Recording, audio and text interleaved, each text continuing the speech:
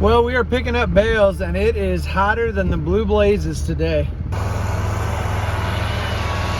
The new pickup is working really good on the gooseneck trailer. I'm pretty happy.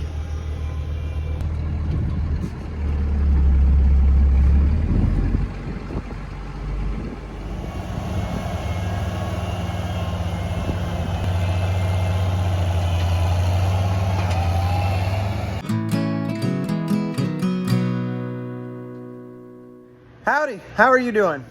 Today I'm in this hog barn working on some equipment that needs to be fixed up and upgraded before we get brand new baby pigs in here on Monday. As you can see, our gates hang on these steel pedestals, and some of these old ones are getting to be in pretty bad shape. I mean, look at this post right here. It's rotted out so much that there's barely anything for the bolt to hold on to. Got a lot of flex to it. If I did not replace these, obviously the little baby pigs, the 15-pounders, wouldn't knock them down, but the next time we loaded 280-pound market pigs through here, they would definitely knock that post over. So I'm in the process of fixing things up here while the barn is clean and empty and I don't have pigs biting at my heels. It's a lot easier to work in here when you're all alone. So if you're unaware of how this works, the whole floor in the hog building is made of concrete slats that are suspended over like a 8 or 10 foot deep storage pit.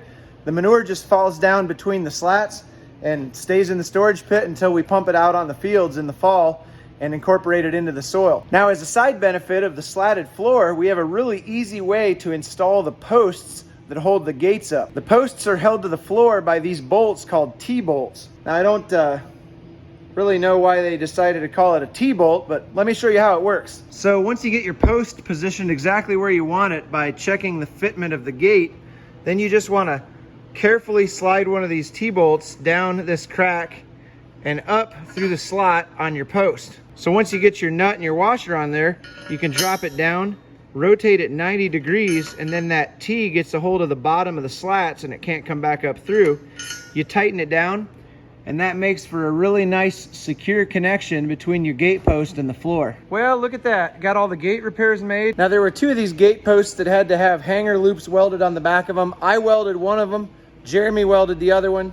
I'll show you the posts and you can determine who's the better welder. Now, here's the bead that Jeremy welded right here on this one, and then he welded the bottom loop on too, but you can just kind of see the level of quality there. And I mean, he's been doing it for a long time. That's pretty good, but wait till you see my weld. Look at this. There's my top weld. And there's my bottom weld.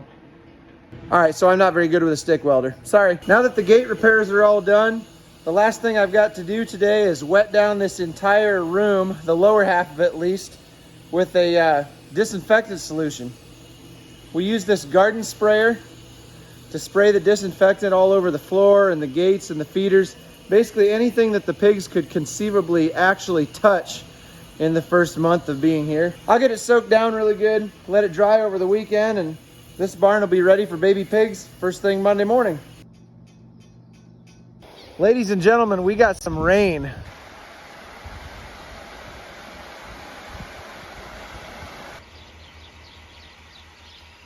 Between 4 and 5 inches down here, and a lot of ground north of here got 5 inches as well.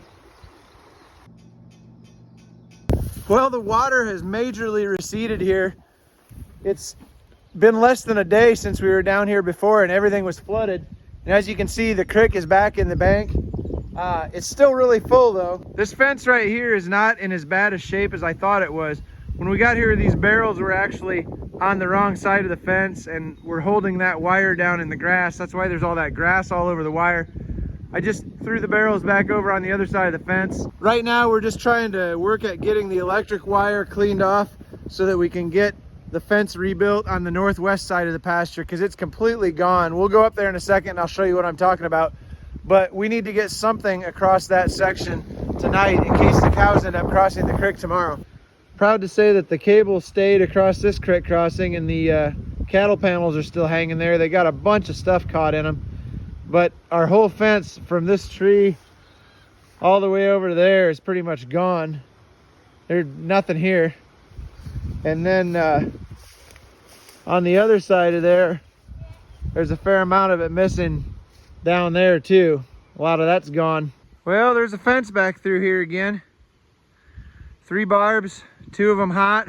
Ben and I and Andrew got it put all back together this afternoon. This suspended panel fence thing is gonna have to wait though. There's way too much water moving through here to get down in there and mess with it now.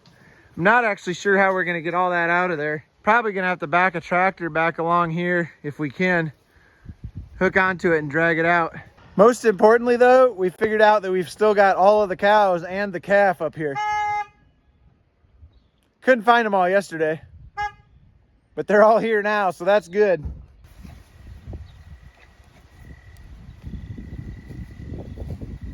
Howdy. It is 100% hotter than the 4th of July, but I guess it's not really because today is the 4th of July, so it's just as hot as the 4th of July. The humidity, that's what'll really get you. Anyway, I'm in the shop. Before we go to the fireworks tonight, I decided I would tear this truck apart. I got the part out that I'm working on. Can you guess where the big engine oil leak was coming from? Here on the bench, I've got the power steering pump and the vacuum pump.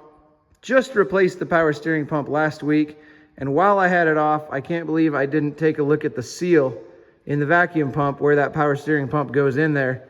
That is a very common leak point on these first generation 12 valve Cummins diesels, and boy did she leak after we put that new power steering pump in. It's possible that we might have maybe boogered the seal up a little bit in the process of taking the old power steering pump off and putting the new one on.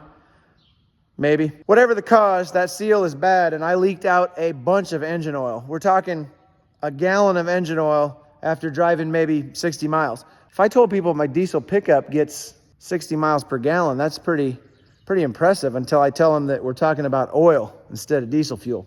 What I'm gonna do is take the power steering pump off the vacuum pump again, pull these bolts. I got a seal kit for it, so I'm gonna reseal this baby, put her back in, and hopefully we don't have any more leaks. Well, I got the nuts off here, so this should just come off. And then we're supposed to just be able to drive that seal out from this side. I think I've got the O-ring to replace this one with right here before I put it back together. And then there is another O-ring in there further if I keep taking it apart, but I don't know if I want to take it all the way apart. I suppose I should while I got it apart here.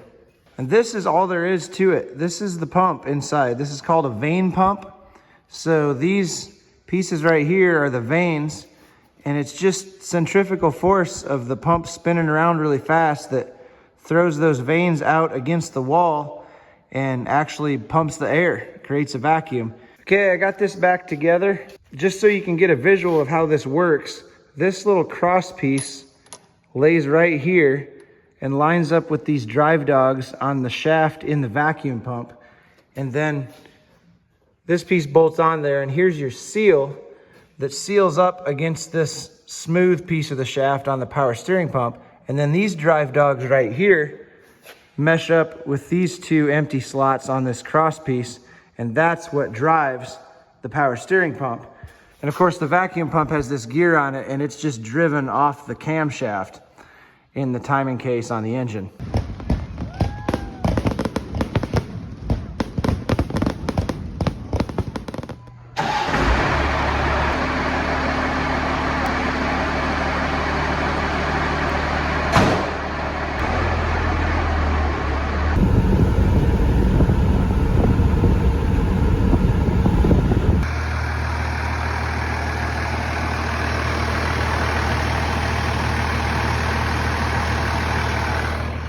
Much better. Well, I thought the 4th of July was bad, but it's dog show day now, and it is like 110 degrees heat index. It is awful.